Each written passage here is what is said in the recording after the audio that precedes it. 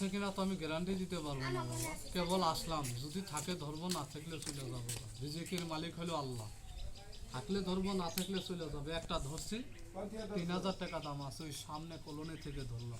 হাত আইসি ধরার জন্য, পাইলে তো আপনারাই দেখবেন যে হ্যাঁ আমি ধরছি।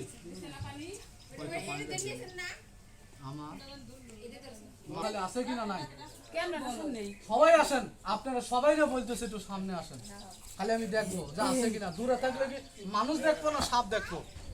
আমার দেখার কথা সাপ, মানুষ দেখে তো লাভ নাই। আমার একখানে থাকলে আমি সবাই দেখবো কোন কিনারায় আছে। একটু সামনের দিকে। গ্রামের নাম কি?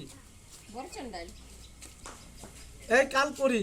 উত্তরে যাবি, দক্ষিণে যাবি, পূবে যাবি, পশ্চিমে যাবি, এলাকাটা দেখবি কোন জায়গায় আছে কোন জায়গায় নাই। ধুরা সাপবাদী, গুই সাপবাদী, বেজিবাদী, রাবণ চাবন, কুরকুরিয়া বান, টানকে টান, আলিফ লাম মিম, আল্লাহ তুমি বিনে কেউ নাই। আই বাড়িয়ে যা, দেখা দে, দৌড়স না, পেস মারিস না। আই দেখ, হাতের বাদনটা ছেড়ে দে, হাতের বাদনটা কেউ রাখিস না। আই বাড়িয়ে যা।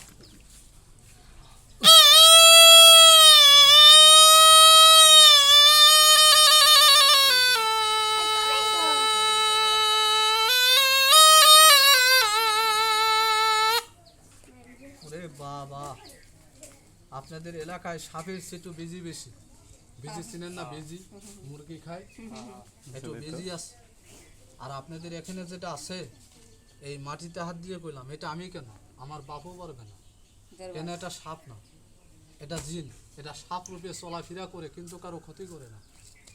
মাঝে মাঝে দেখবেন আপনাদের এলাকায় আজান দিলে কুকুর ডাকে, কথা কনা কেন ডাকে ডাকে। আবার গভীর রাতে দেখবেন, এই দেখ বুড়া বুড়া টিনের সালে শব্দ হয়।